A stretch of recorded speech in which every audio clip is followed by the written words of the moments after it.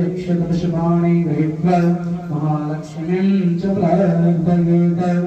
अद्याश्रीशयं सुकृतिनां धवनीश्वलक्ष्मी पापात्मानां कृतधियां वदने सुबुद्धि श्रद्धा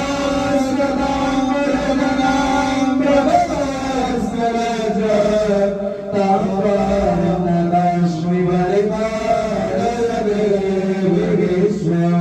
ब्रह्माणि कमलेन्द्र शम्भवदना